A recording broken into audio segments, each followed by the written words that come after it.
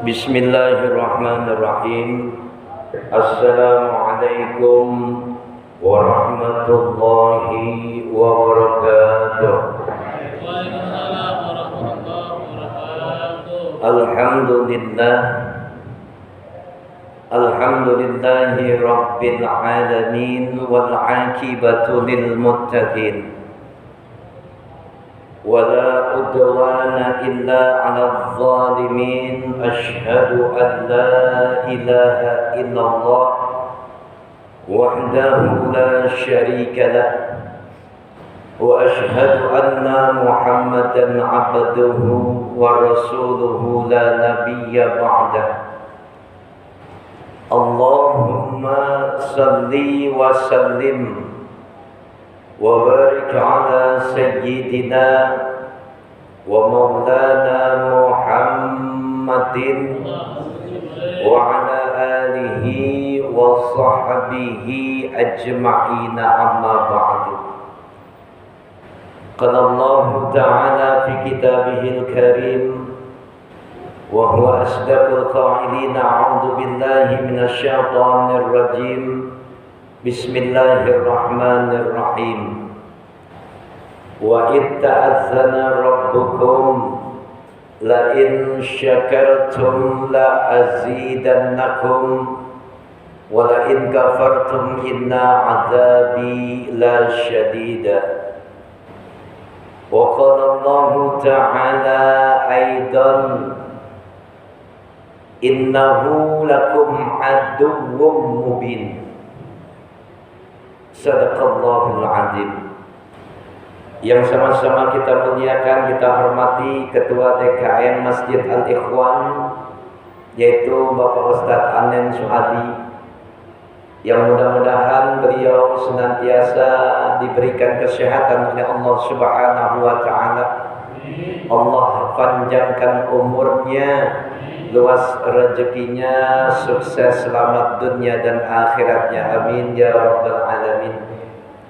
Guru kita bersama yaitu Ustadz Afifuddin, juga mudah-mudahan beliau diberikan kesehatan oleh Allah Subhanahu wa Ta'ala.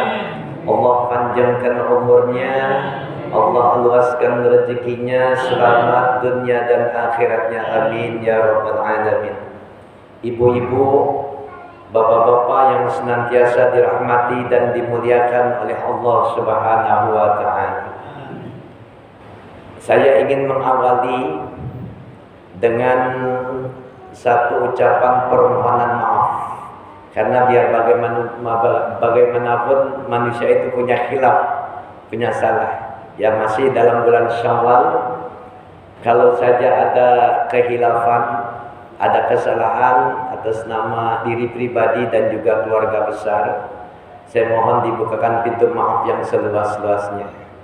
Maafin ya Pak, ya Bu, Ibu, Bapak juga sama-sama. Ya, kita saling memaafkan. Posisi kita jadi kosong. Udah jangan bikin salah lagi. Insya Allah. Saya juga ingin mengawali.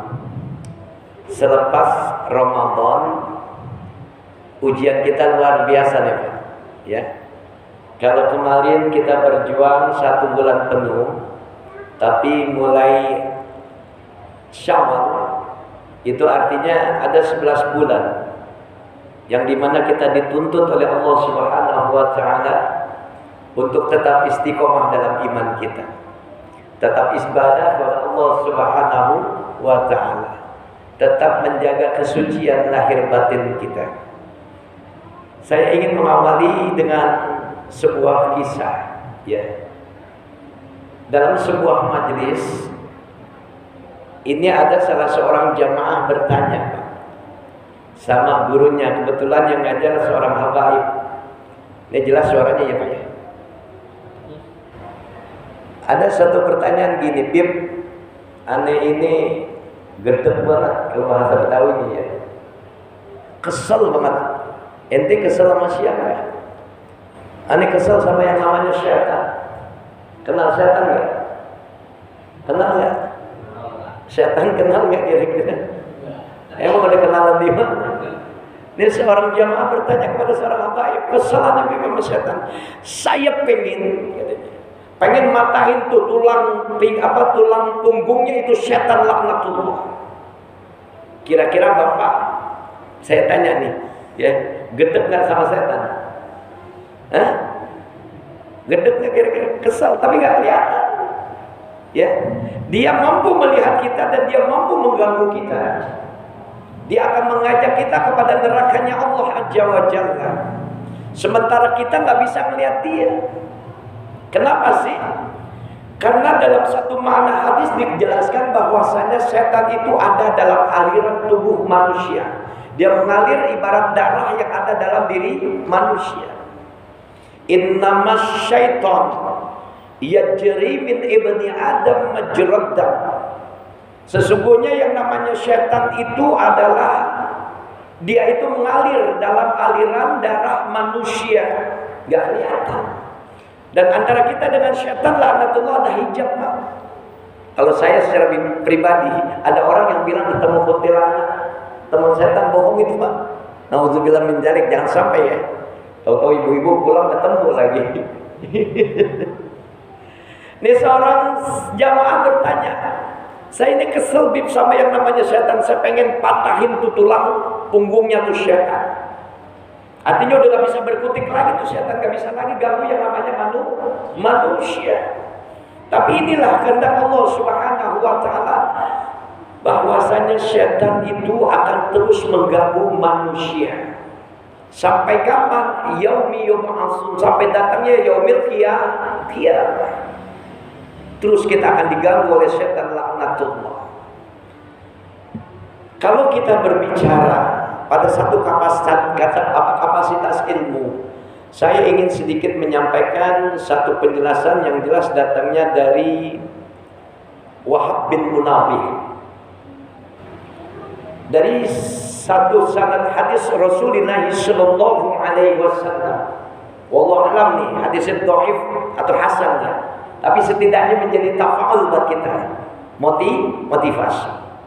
Kita harus belajar, ya, dan kita harus tahu bahwasanya syaitan laknatullah ini memang diciptakan oleh Allah Subhanahu wa taala dengan satu bentuk kesombongan pada dirinya. Kalau kita bicara sejarah, ketika Allah Subhanahu wa taala wa idz qala rabbuka lil malaikati isjudu li adama fasajadu illa iblis. Ketika Allah Subhanahu wa taala berbicara kepada malaikat-malaikatnya, ya wahai malaikat-malaikat, sujud kamu kepada yang namanya Adam, illa iblis, kecuali iblis. Iblis ini dedengkotnya setan, mbah moyangnya setan. Ya kita tahu nih, ya kalau itu ada urutannya tuh Pak. Rajanya adalah iblis laknatullah. Pada satu konteks Syawal, hari ini kita ingin mengambil sebuah pembelajaran dari Wahab bin Munabbih, bahwasanya Rasulullah sallallahu alaihi wasallam katakan dalam sebuah makna hadisnya, inna iblisa alaihi laknatullah. Sesungguhnya iblis yang dilaknat oleh Allah Subhanahu wa taala. Ini dedengkotnya setan nih Pak ya. Jadi kalau bentuk iblis kayak gimana kita nggak tahu. Wallahu a'lam bishawab. Saya nggak mampu memaparkannya. Yasihu fi kulli 'aidin. Di hari raya pada saat 1 Syawal, ketika bendera kemenangan itu digelar oleh Allah Subhanahu wa taala, itu yang namanya iblis menjurit dengan jeritan yang teramat sangat luar biasa. Kalau saja kuping kita manusia mampu mendengar jeritan iblis laknatullah tuh pada satu Syawal, ini pecah Pak genderang telinga kita. Lantas kemudian apa dengan jeritannya itu, maka berkumpullah semua mereka prajurit iblis laknatullah yang namanya setan laknatullah. Fayajtami'u ahluhu 'indahu. Ini prajurit iblis, yaitu setan laknatullah, anak buahnya, pasukannya, berkumpul di samping, di sisi ya yang namanya iblis laknatullah. Lantas kemudian apa? Fayaquluna, Ini prajurit-prajurit iblis nanya, kalau bahasa kita ngomong ya, bicara sama rajanya, yaitu iblis laknatullah, setan laknatullah itu prajuritnya Pak. Apa kata setan laknatullah, prajurit-prajurit iblisnya? Ya sayyidana, wahai Tuhan. Kalau bahasa kira-kiranya wahai komandan. Ada apa nih komandan? Ya. Sampai-sampai Abu Bakar, ya, Tuhan itu kayaknya marah banget, murka banget, ya, kesel, jengkel, mangkel. Sama siapa? Tidak lain kekesalan iblis laknatullah itu, ya, kesal kepada siapa? Kepada umatnya Rasulullah sallallahu alaihi wasallam. Saking mangkalnya, saking keselnya, dia teriak dengan jeritan yang teramat sangat luar biasa kerasnya, mengundang prajurit-prajurit iblis yang namanya pasukan-pasukan syaitan laknatullah, sampai mereka berada di antaranya, yaitu di sisi kanan kiri, depan belakang rajanya, sampai berkata, ada apa Tuhan? Ya. Ada sih yang ganggu Tuhan, kira-kira sampai Tuhan begitu marah, begitu murkanya. Inna nukassiruhu. Salah satu daripada mereka setan laknatullah, pasukan iblis ini bilang, kami yang akan menghancurkan siapa saja yang berani mengganggu Tuhan. Bahasanya bikin komitmen kali ya, kalau bahasa kita. Komandan, siapa sih yang ganggu? Kalau perlu kita hajar rame-rame. Bahasanya gitu kali ya. Lantas kemudian apa? Fayaqulu la syai'a. Ini rajanya setan, yaitu iblis laknatullah. Enggak. Bukan begitu. Ya. Saya ini mangkal, jelas mangkal, kesel, teriak dengan teriakan yang begitu mengeluarkan suara yang luar biasa. Sampai-sampai kalau kita manusia dengar, itu pecah genderang telinga kita manusia. La syai'an, tidak ada apa-apa, enggak ada apa-apa katanya. Ya. Lantas kemudian apa? Walakinnallaha ta'ala qad ghafar. Iblis laknatullah alaihi mengatakan walakinnallaha ta'ala, dan kecuali Allah Subhanahu wa taala pada hari di mana Syawal itu digelar dengan kemenangan, ampunan dosa Allah berikan bagi siapa? Bagi mereka umatnya Rasulullah sallallahu alaihi wasallam. Tegas tuh. Iblis laknatullah bilang qad ghafara. Sungguh hari ini Allah Subhanahu wa taala memberikan kemenangan dalam bentuk apa? Ghafara li hadhil ummati Sayyidina Muhammadin sallallahu alaihi wasallam fi hadzal yaum. Ya. Pada hari ini sungguh, wahai prajurit-prajuritku, wahai setan-setan pasukan tentara-tentaraku, hari ini sungguh bahwasanya Allah Subhanahu wa taala telah memberikan ampunan dosa. Bagi siapa? Bagi mereka umatnya Rasulullah sallallahu alaihi wasallam yang telah melaksanakan ibadah yang namanya Ramadan, yaitu puasa. Makanya sungguh merugi, Pak. Siapa yang dikatakan merugi? Mereka adalah umatnya Rasulullah sallallahu alaihi wasallam yang selepas Ramadan dia enggak diampuni dosanya oleh Allah Subhanahu wa taala. Puasanya sia-sia, tarawihnya sia-sia.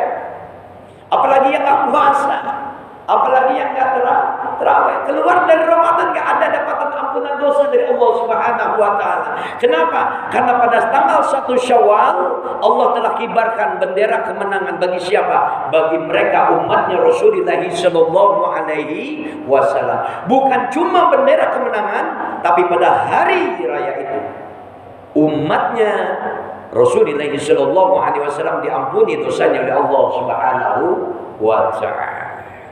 Paham sampai di sini, Pak ya? Jadi intinya begini. Iblis pada hari raya itu, ya rajanya dan tempatnya setan, itu teriak saking keselnya, saking mangkelnya.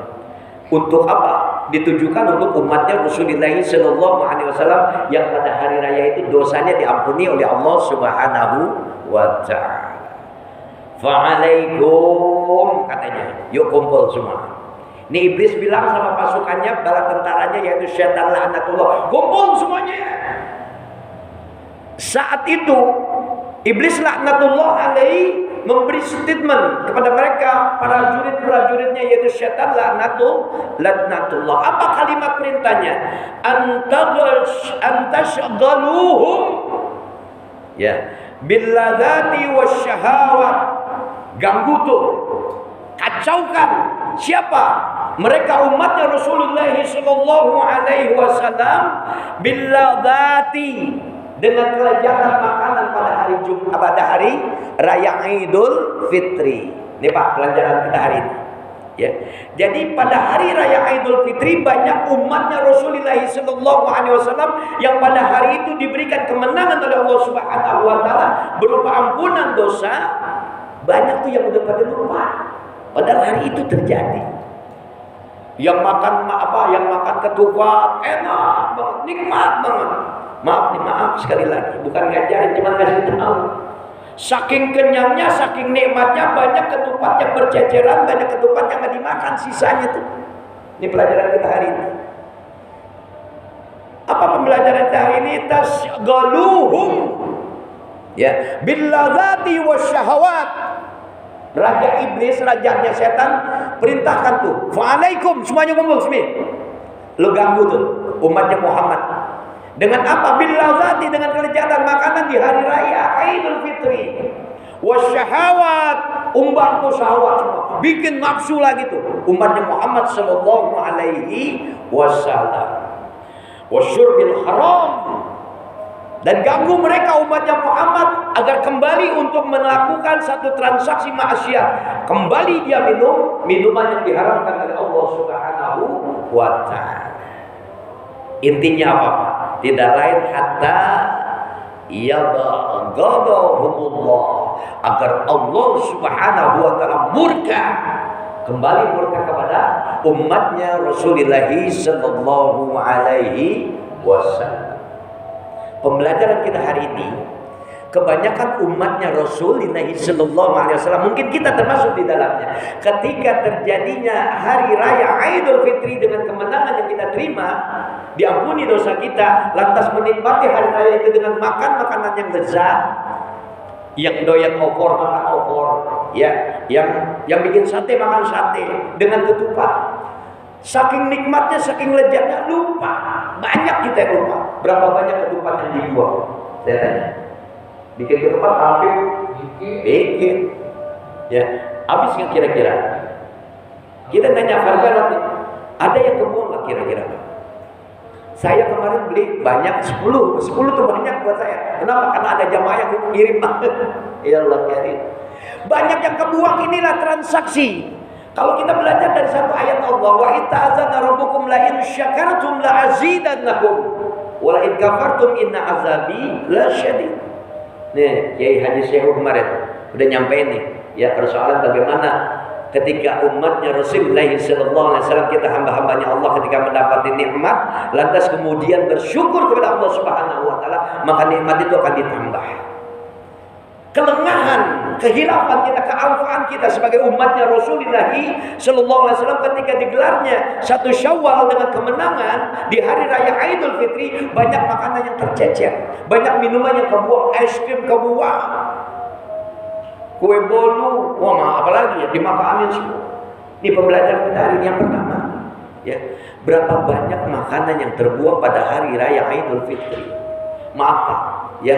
Kalau Allah bertanya kepada kita dengan satu kalimat pertanyaan yang diulang-ulang 30 kali dalam surat Ar-Rahman, "Fabi ayyi ala'i rabbikuma tukadziban?" Maka nikmat Tuhanmu yang mana yang kamu dustakan? Kita belajar dalam kehidupan sehari-hari aja Pak. Maaf, ibu makan dan bapak makan di rumah dengan kapasitas yang maaf deh. Kalau orang lagi lapar, kira-kira banyak kan uangnya? Nuangnya kan banyak. Tapi kadang-kadang batas kemampuan manusia ketika dia makan kekenyangan. Padahal sunnah Nabi makan berhenti sebelum kenyang. Ya, kadang kita makan dengan kapasitas sendok yang sudah banyak, nggak kemakan, tersisa, dibuang begitu aja. Nih pembelajaran kita hari ini. Ketika makanan yang kita makan lantas kemudian ada sisa, minuman yang kita minum ada sisa, awas, hati-hati, istighfar kepada Allah. Jadi ketika kita mau buang ini makanan, ya, udah nggak nafsu lagi, udah nggak selera lagi kita makan, istighfar, astagfirullahaladzim. Ucapkan satu kalimat, walaupun dengan bahasa Indonesia. Ya Allah, hari ini aku makan makanan, namun ada tersisa dan tidak bisa aku habiskan karena aku sudah kenyang bahasanya. Maka ampuni dosa, niatin. Aku buang ini makanan, ya, yang tersisa ini aku niatkan untuk makhlukmu yang lain. Kalau makanan yang bapak ibu buang lantas kemudian dimakan sama semut, sama tikus, maka kafar dosa udah gak ada lagi. Nanti di yaumil kiamat gak dituntut lagi kita, karena kita udah istighfar. Ya pelan-pelan aja Pak, jangan astagfirullahaladzim, ya Allah, gak usah disebut. Ntar kadang-kadang pembelajaran kita jadi ngawur nantinya. Ya, hati-hati.